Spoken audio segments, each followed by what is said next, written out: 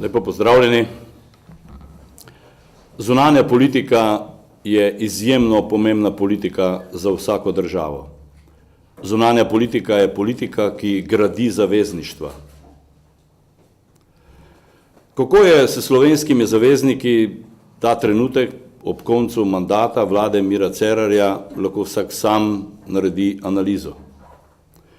V Novi Sloveniji se sprašujemo, ali nam danes še vedno verjamejo tiste države, ki so nam verjele leta 1991 oziroma 1992.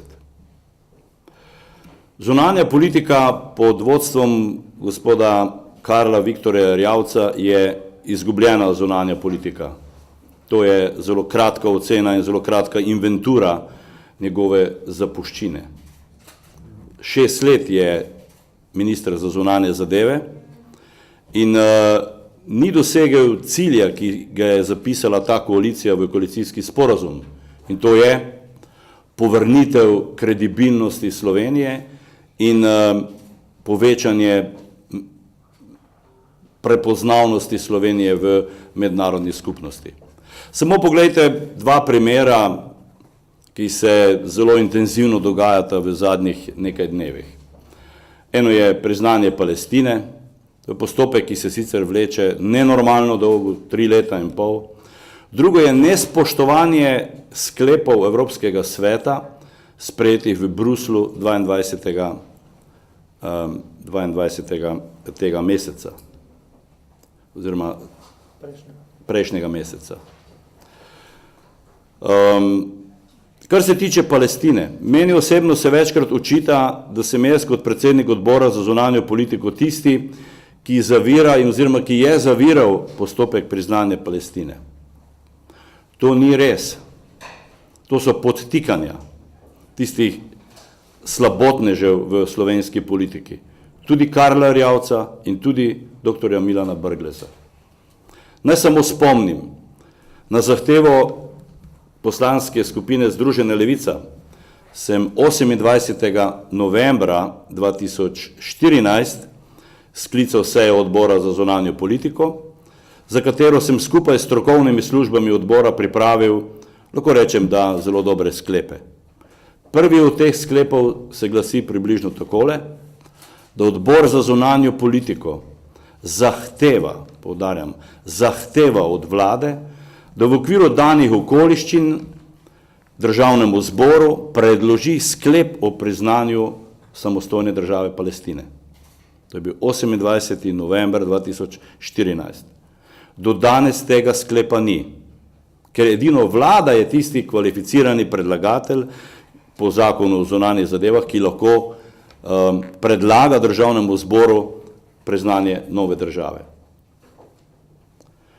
Obžalujem, resnično obžalujem, da to, kar se je včeraj popoldne dogajalo in danes zjutraj po taktirki dr. Milana Brgleza, je sramota za to državo. Obžalujem. Celi svet je spremljal to sejo, to blamažo. Nova Slovenija ne nasprotuje priznanju Palestine, ampak ocenjuje, da smo najmočnejši, če smo skupaj znotraj Evropske unije. In enotna zunanja politika Evropske unije je tista, ki lahko največ naredi za dokončanje bližnjevzhodnega vprašanja, problema, in Evropska unija skupaj lahko največ naredi za ubogi palestinski narod. Ko sem povedal, da zunanja politika gradi zavezništva, mi se bomo tega v prihodnje še bolj striktno držali. Zakaj? Zato, ker so nam to naložili ljudje pred skoraj natančno 15 leti, ko so na referendumu odločili, da Slovenija naj postane članica Evropske unije, 90% jih je bilo za to, in približno 2/3 je bilo za to, da Slovenija naj postane članica zveze NATO. In v Evropski uniji in v zvezi NATO so države, smo narodi, ki nas povezujejo skupne vrednote. Obžalujem tudi to, da je to vprašanje Palestine, ki nikomur ne koristi, to pač kako se je odvijalo v slovenskem parlamentu oziroma na vladi. Obžalujem tudi to, da je zadeva prišla tako daleč, da mi strežejo po življenju, kar sem včeraj tudi najavil policiji. In